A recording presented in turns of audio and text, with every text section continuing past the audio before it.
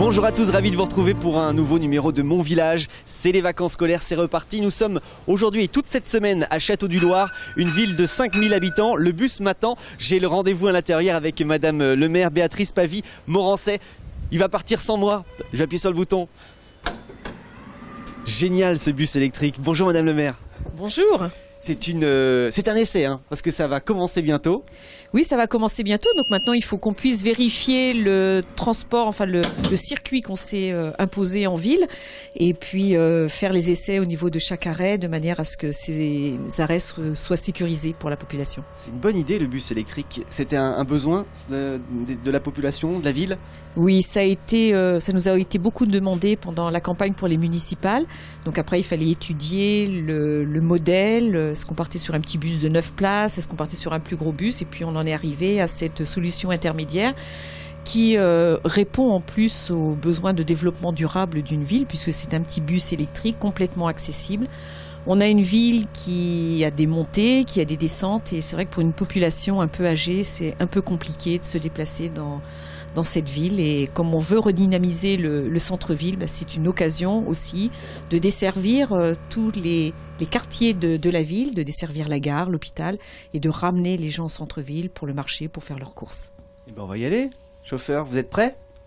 C'est parti, on y va, on va faire un petit tour de la ville en silence. En plus, ça fait pas beaucoup, pas beaucoup de bruit. Oui, très peu de bruit. Donc c'est pour ça qu'il faut aussi ce petit signal sonore pour bien faire remarquer l'arrivée, le passage de cette navette. La situation géographique de Château, située idéalement entre Le Mans et Tours. Oui, une jolie petite ville du Sud-Sarthe. En plus, on a le climat tempéré, vous voyez, avec le soleil aujourd'hui. Et une ville qui est bien desservie par l'autoroute, puisque l'autoroute arrive à peine 5 km de Château-du-Loir, par la gare également. Donc ce sont des atouts importants pour le développement de notre ville. Parmi les grands travaux que vous entamez, il y a le logement aussi, avec quelques petites difficultés concernant le logement, et puis des choses à faire.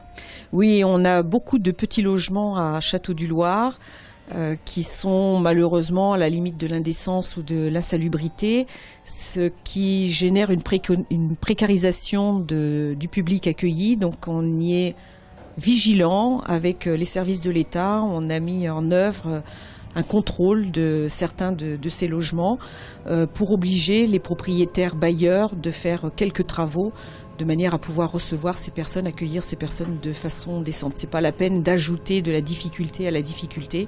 Donc on accompagne par le biais du centre social d'action communale.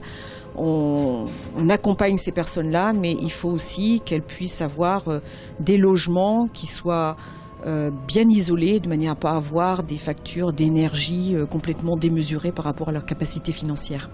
Et malheureusement, il va falloir procéder à de la répression pour que ça fasse avancer les choses. Oui, il y a la politique incitative et puis il y a aussi la politique répressive pour les gens qui abusent, les propriétaires peu scrupuleux qui abusent.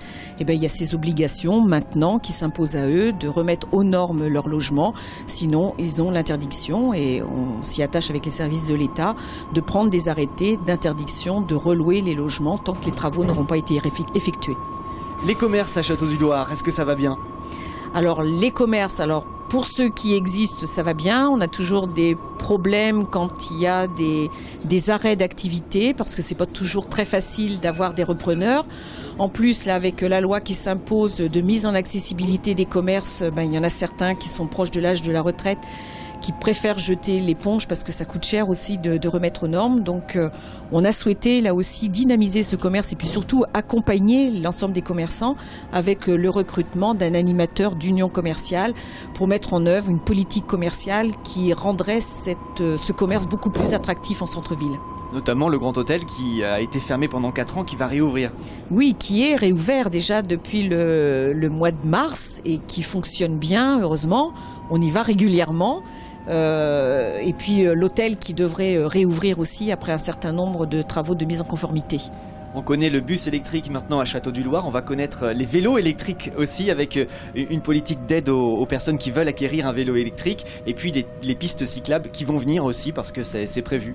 Oui, là également, on s'engage dans une politique pluriannuelle de réfection des voiries, donc de mise en sécurité de certaines voiries, parce que malgré la limitation de vitesse à 50 km/h, voire 30 km/h à certains endroits, on a toujours des conducteurs qui outrepassent un petit peu et qui mettent en danger la population. Donc on est en train de travailler sur ce programme pluriannuel et développer les pistes cyclables, parce que donner des primes pour acheter des vélos électriques, c'est une chose, mais par contre après pouvoir circuler en toute sécurité à l'intérieur de la ville, c'est autre chose. Donc on a besoin de cette réflexion globale sur les sens de circulation et sur les voies partagées entre les voitures, les vélos et les piétons. Il y a beaucoup de choses à dire, malheureusement on n'a plus le temps de parler notamment des équipements sportifs qui vont évoluer aussi avec le rachat de zones commerciales, puisque vous allez installer des équipements sportifs dans des lieux qui existent déjà. Oui, on favorise plutôt la réhabilitation des friches industrielles, parce que toujours construire, c'est une chose, mais par contre réhabiliter plutôt que d'avoir dans le centre-bourg des bâtiments qui se dégradent. Donc on favorise plutôt effectivement la réhabilitation d'un certain nombre de logements. Ça ne coûte pas ni plus cher ni moins cher, et puis au moins ça permet de redynamiser certains quartiers.